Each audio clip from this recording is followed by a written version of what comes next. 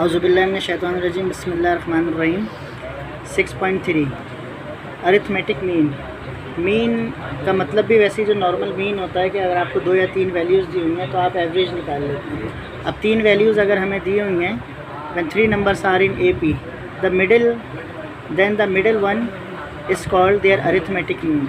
यानी ये 3 नंबर अगर मुझे दिए हुए हैं, स्मॉल a फर्स्ट टर्म, ये मीन है मेरे पास a, और ये लास्ट टर्म है, तो इन दोनों को प्लस करके पहले और आखिर को प्लस करके 2 से डिवाइड कर देंगे। This is called mean. तो मिडिल नंबर जो है वो मीन होता है। तो इसी तरह हम ये लिखते हैं कि we have first term a and last term b and a1 a2 a3 and dot dot dot number of term n times. These are the number of means in between a and b। ठीक है ना। तो insert हम करते हैं बीच में कि first mean हमारे पास a है, फर्स्ट मीन a है, सेकंड मीन जो है वो a2 है, फिर a3 है, और nth नंबर जितने भी होंगे हम उसे बीच में लिख लिया करेंगे और फर्स्ट टर्म और लास्ट टर्म हो जाएगी। ठीक है। उसके बाद फिर ये हमारे पास जो है जनरल फार्मूला बन जाएगा, a = a + b/2। ठीक है ना। तो एक फार्मूला हम ये यूज़ करेंगे, the arithmetic mean between the 2 given numbers. ठीक। उसके बाद जो डिफरेंस हमने निकालना होगा, डिफरेंस का फार्मूला हमारे पास ये आ जाएगा, b - a/n+1। ठीक है ना। तो डायरेक्ट अब हम ये लिख लेते हैं ये चीज़ें हमारे पास, और ये चीज़ आपने देख ली कि a और b के बीच में जो है वो ये मीन इंसर्ट हुए हैं। तो अब सवाल अगर हमारे पास होगा, 2 नंबर्स हमें दिए हुए होंगे कि 2 नंबर्स आपको सवाल में गिवन होंगे कि 4 and 9.7, find the AM, arithmetic mean इसका फाइंड आउट करें। तो ये मेरे पास A हो गया और ये मेरे पास B हो गया। तो मैं क्या करूँगा, 4 + 9.7/2 = अरिथमेटिक मीन, प्लस करके डिवाइड कर देंगे, आंसर हो जाएगा हमारे पास। ठीक है ना। इतना सा होगा। ठीक है। अब ये होगा 4 अरिथमेटिक मीन्स बिटवीन 18 and 3। ठीक है ना। लेकिन इसको जो है, इसकी एग्जाम्पल नहीं है, इसको सॉल्व करते हैं। अब ये हमारे पास question 4 arithmetic means, 4 arithmetic means हैं between 18 and 3। Let a1 a2 a3 and n4, 4 का है ना इसमें, तो हमने a से लेके 4 तक सीरीज़ हमने सपोज कर ली। 3 कहता तो a3 तक करते, 6 कहता तो a6 तक कर लेते। ठीक है ना। Be the 4 arithmetic mean requires 10 18। अब पहला नंबर आपका फर्स्ट टर्म हो गया, क्योंकि सीरीज़ हमारे पास कैसी थी, पहले a था, फिर उसके बाद a1 था, फिर आपके पास a2 था, और फिर आपके पास डॉट डॉट an था, और लास्ट में आपके पास b था। तो फर्स्ट हमने सबसे पहले लिखा फर्स्ट टर्म और लास्ट टर्म, 18 आ गया, चारों मीन इसके बीच में आ गए। ठीक है। और उसके बाद ये 3 आ गया। ये अब हमारे पास 6 टर्म्स हो गई हैं। तो पहली ये हो गई है, ये, और 4 हमारे पास ये हो गए। तो A आपके पास फर्स्ट टर्म है, B आपके पास लास्ट टर्म है, और आपके पास नंबर ऑफ़ टर्म जो है आपके पास मीन वाली 4 हैं, आपके पास 4 मीन हैं। तो फार्मूला आपने लगाया b - a/n+1, ये आपका 5 हो गया, 4 + 1 5। ठीक है। अब ये आपने इसे सिंप्लीफाई किया, 15 - 3 आपकी वैल्यू है। अब फर्स्ट मीन निकालने का फार्मूला आपके पास a + d, second a + 2d, उसके बाद a + 3d, और यकीनन फोर्थ के लिए a + 4d। तो अब a की वैल्यू मेरे पास 18, d की वैल्यू -3, प्लस माइनस माइनस 18 में से 3 माइनस हुए 15। ये मेरे पास हो गया first mean. Second mean a + 2d, d की वैल्यू 2 3 = 6, माइनस हुआ 12, ये मेरे पास हो गया a2। फिर थर्ड वन मेरे पास 3 3 = 9, 9 आ गया, ये मेरे पास हो गया a3। और उसके बाद a + 4d, 12 माइनस हो गया, ये मेरे पास 4। So the required arithmetics mean 15 12 9 and 6। अच्छा, ये जो सवाल मैं आपको करवा रहा हूँ ये डिफरेंट नेचर्स के सवाल हैं जो पेपर में आते हैं। क्वेश्चन नंबर 4, इफ़ nth यानी n टाइम्स अरिथमेटिक मीन है अब are inserted between the 20 and 80 and the ratio of the first and last term, यानी फर्स्ट और लास्ट टर्म का मतलब a रेशो b = 1:3, यानी a की वैल्यू जो है वो 1 हो गई और b की वैल्यू 3। फाइंड n की वैल्यू निकालें। लेट a1 a2 a4 और डॉट डॉट डॉट n तक हम चले जाएंगे। Be the arithmetics mean between 20 and 80। ठीक है। तो सीरीज़ किस तरह आएगी, 20 a1 a2 dot dot dot dot an और 80 आ जाएगी। ये सब आर इन AP। a जो है 20 हो गया, b 80 हो गया, n जो है वो n ही हो गया।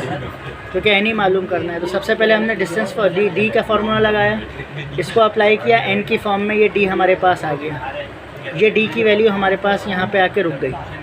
ठीक है, अब हमने सीरीज़ अप्लाई कर दी डायरेक्ट, क्योंकि हमारे पास सॉल्यूशन नहीं है। First term a plus d, a की वैल्यू 20, डी की वैल्यू ये ऊपर आ गई, ये n+1 को यहाँ मल्टीप्लाई किया, n+1 आ गया। ठीक है, और 20 n ज़ा 20 n, 21 ज़ा 20, 80 हो गए, दोनों प्लस हो गए। तो ये मेरे पास a1 की वैल्यू आ गई, पहली वैल्यू। अब मैं आखिरी वैल्यू निकाल लूँगा। आखिरी वैल्यू क्या है, b माइनस जी, लास्ट टर्म होगी हमारे पास। अब b की वैल्यू ये है और d की ये है, अगेन ये यहाँ मल्टीप्लाई हुआ, n 80 ज़ा 80 n, 81 ज़ा 80, दोनों माइनस हुए 20, तो ये a n की वैल्यू मेरे पास ये आ गई। अब अकॉर्डिंग टू कंडीशन मेरे पास a और b यानी फर्स्ट एंड लास्ट टर्म का रेशो ये है, तो फर्स्ट टर्म मेरे पास ये मीन आया है और लास्ट टर्म मेरे पास ये मीन आया है। तो अब मैं यहाँ पर ये कहूँगा कि वी नो दैट कि ratio in between the first and last arithmetic means is 1 and 3। तो इसका मतलब होता है कि ये वैल्यू डिवाइड हो रही है, मतलब ये इस तरह हो रही हैं कि a1/an = 1/3। तो 3 यहाँ जाएगा तो 3a1 हो जाएगा और an बन जा a1 ये हो जाएगा, तो ये टर्म बन गई हमारे पास। ठीक है, अब 3 ऐसे ही रहा, a1 की वैल्यू जो आई है वो यहाँ रख ली हमने और n की वैल्यू सब्स्टिट्यूट कर दी। दोनों साइड से n काट दें आप, n+1, 3 20 और यहाँ मल्टीप्लाई होगा, ये लिख दिया, 3 2 ज़ा 60, 3 4 ज़ा 3 8 ज़ा 24, 0 बराबर में आ गया। ठीक है ना, सेपरेट किया, सिंप्लीफाई किया, n की वैल्यू हमारे पास 11। ठीक है ना, कोई बहुत बड़ा वो नहीं है, लेकिन ये पेपर में इस नेचर के सवाल आते हैं। Find the 3 numbers in AP whose sum is, तीनों नंबरों का सम 15 है, देयर प्रोडक्ट इज़ 45। आसान सवाल है। Let the 3 numbers in AP are a minus d, a और a प्लस जी। अब आपने नंबर याद कर लिया, ठीक है ना, तो तीनों को प्लस किया, बीच में प्लस साइन लगा दिया, इज इक्वल टू 15।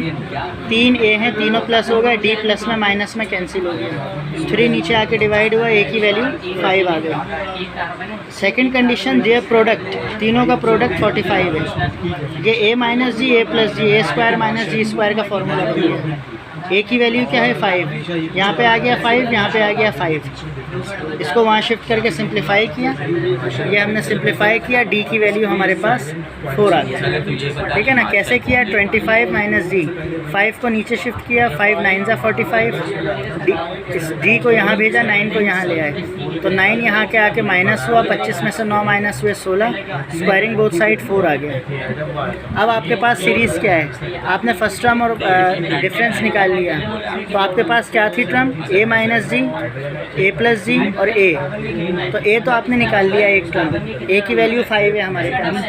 अब a और d में दोनों को माइनस करेंगे तो ये 1 आ गया। ठीक है, प्लस में है और माइनस में है। अच्छा, और ये रखा माइनस में रखा, पहले प्लस में रखा तो 1 आ गया, माइनस में रखा तो 9 आ गया।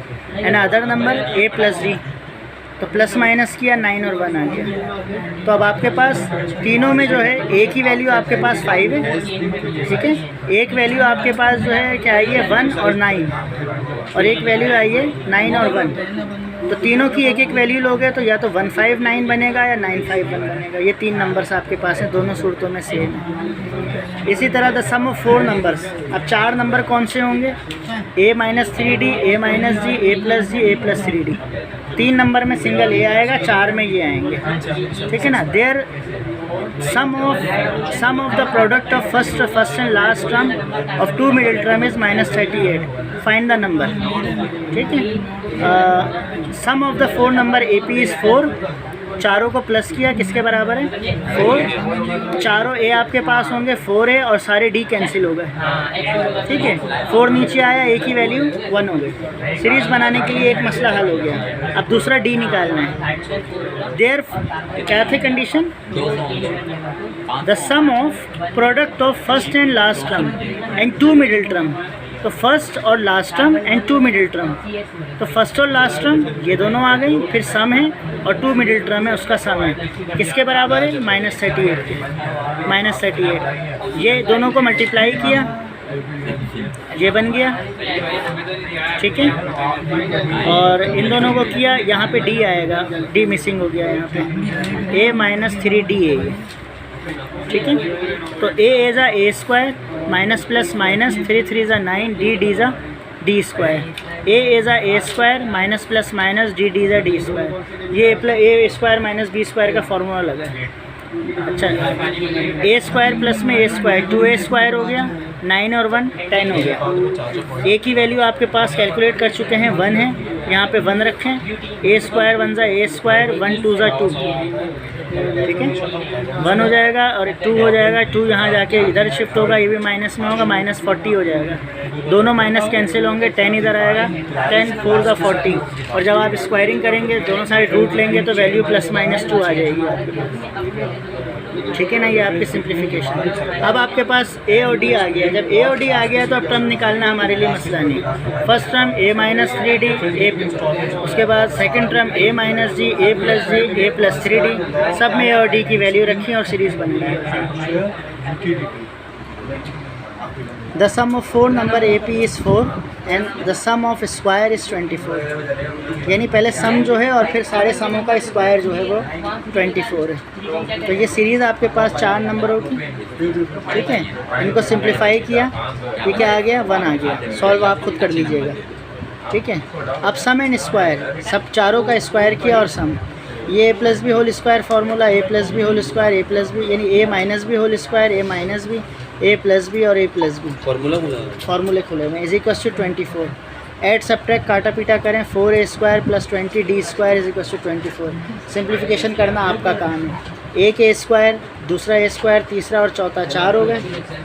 ये कितने डी से ये हैं, माइनस 6ad माइनस 2, 6 और 2 8 हो गए। ये 2 2 कट गए, ये 2 और 2 कट गए और ये 6 और 6 कट गए, सारे कैंसिल हो गए। D square 9d square, 10d square, 10d square 11d square, 11 और 9 20d स्क्वायर हो गया। और ए की वैल्यू 1 आ गई है, 1 रखें। 1 यानी 4 यहाँ जाके माइनस होगा, 20 हो जाएगा, 20 नीचे आएगा, 1 हो जाएगा। 1 का रूट 1 ही होता है, प्लस माइनस में 1 आ जाएगा। फिर वही सीरीज़ आपके पास वैल्यू मौजूद है, रखें और सीरीज़ बनाएं, ठीक है। The base of right angle triangle, एक राइट एंगल ट्राइंगल है, उसकी बेस 9 है, ठीक है ना। The base of right angle triangle is 9 and the side of the triangle are in AP। Side जो है वो AP में है। Find the hypotenuse. अब लेट ए 3 टर्म होती है ना ट्राइंगल में, ये 3 साइड्स हो गए, ठीक है ना। अच्छा, B the side A minus G is right angle. तो बेस हमारे पास जो है वो ए है, ए की वैल्यू 9 हो गई और परपेंडिकुलर हमारे पास ए माइनस जी है, ठीक, और हाइपोटेन्यूज ए प्लस जी है। क्योंकि हाइपोटेन्यूज सबसे बड़ी साइड होती है तो इसलिए एडिटिव फॉर्म को हमने हाइपोटेन्यूज लिया है। यकीनन फिर उससे छोटी साइड जो है वो परपेंडिकुलर होगी। अच्छा, अब हमने पाइथागोरस थ्योरम लगाया, hypotenuse square is equal to base और परपेंडिकुलर स्क्वायर। हाइपोटेन्यूज ये आ गई, बेस और ये, इसको होल स्क्वायर फार्मूला खोला, इसको ए माइनस बी खोला फार्मूला। तो ए स्क्वायर 2a स्क्वायर हो जाएगा। सारी वैल्यूज़ को एक तरफ करेंगे। ए की वैल्यू हमें गिवन है 9, ए की वैल्यू पुट करेंगे, डी की वैल्यू हमारे पास आ जाएगी। सब कुछ काटने के बाद पुट करेंगे। हाँ, ये आपने सिंप्लीफाई किया तो 2ad और 2ad बचा, 2 और 2 4ad हो गया। ए की वैल्यू 9 है, यहाँ भी 9 आ गया, यहाँ भी 9 आ गया। 9 9 ज़ा 81, 9 4 ज़ा 36, 36 नीचे आके डिवाइड हुआ तो कैंसिल हुआ, 9/4 वैल्यू आ गई। ये डेसिमल में कन्वर्ट कर दिया इसको। सिर्फ ट्राइंगल का सवाल है, सिर्फ ट्राइंगल का सवाल है, इसलिए इसको डेसिमल में कन्वर्ट किया है, वरना हम रेशो में रखते हैं। Length of hypotenuse a plus d, a की वैल्यू 9 है, डी की वैल्यू आ गई, प्लस कर दिया, so this is the length of hypotenuse. अब आपको परपेंडिकुलर कहा जाए, परपेंडिकुलर भी निकाल लें माइनस करके, ठीक है ना। हाँ, ये सेकंड और पार्ट है, इसके दूसरा पार्ट है ये। सबसे मोस्ट इम्पॉर्टेंट क्वेश्चन इस एक्सरसाइज का ये है, और वो जो रेशो वाला था 1:3 वाला वो है, ठीक है। ये आपको 10 ईयर में कम से कम 3 या 2 दफ़ा या 4 दफ़ा मिल जाएगा। Find the value of n, जबकि सो दैट ये जो है may become the arithmetic between a और बी। ए और बी के बीच में जो अरिथमेटिक मीन है वो ये वैल्यू है, ठीक है। देखिए, the arithmetic between A and B ये होता है, a + b/2 होता है, लेकिन ये कह रहा है कि अरिथमेटिक मीन ये है। तो यानी इसका मतलब ये है कि am की वैल्यू ये है, तो am की जगह ये वैल्यू रख दी। अब सिंप्लीफिकेशन पे ज़रा गौर दीजिएगा, ये वाली बात समझ आ गई कि ये AM है अरिथमेटिक मीन, तो ये वैल्यू यहाँ पर आ गई, तो ये दोनों बराबर हो गया, क्रॉस मल्टीप्लाई 2 आ गया यहाँ पर और ये वैल्यू यहाँ चली गई। अब इन्हें मल्टीप्लाई किया, ये 2 के साथ तो 2 आ गया, ये भी 2 के साथ 2 आ गया। A और N मल्टीप्लाई होंगे तो A की पावर, ये A की पावर 1 है और ये A की पावर N है, तो N+1 हो गया। आप पहले एक दफ़ा मल्टीप्लाई करके लिख देंगे, ठीक है। मैं यहाँ लिख देता हूँ, A को जब AN से करेंगे तो A डॉट AN आ जाएगा, फिर A को BN से करेंगे तो A BN हो जाएगा, फिर B को डॉट लगाएं ना लगाएं कोई फ़र्क नहीं पड़ता, B और इसको करेंगे तो ANB, और B और इसको करेंगे तो B और BN। अब ये क्या वैल्यू हो जाएगी, ये पावर 1 है तो बेस से में पावर ऐड हो जाएंगी, तो ये A की वैल्यू N+1, तो ये हो गए N+1। ये दोनों वैल्यू ऐसी रहीं और ये भी B की वैल्यू, ये N है और ये 1 है, तो ये भी N+1, ठीक है। अब इसके अंदर इन दोनों वैल्यूज़ को यहाँ छोड़ दिया क्योंकि प्लस वाली इन दोनों वैल्यूज़ को यहाँ शिफ्ट कर लिया, तो ये वैल्यूज़ यहाँ आ गई। ये टर्म 2 दफ़ा लिखी हुई है, A की पावर N+1 2 दफ़ा और A की पावर N+1 1 दफ़ा, 2 में से 1 माइनस हुआ 1 बच गया, 2 में से 1 माइनस हुआ 1 बच गया। ये वैल्यूज़ ऐसे ही हैं, ठीक है। अच्छा, प्लस वाली उधर कर दी। अब A एक तरफ कर लिया, हाँ ये वाली वैल्यू जो है इस तरफ ले गए।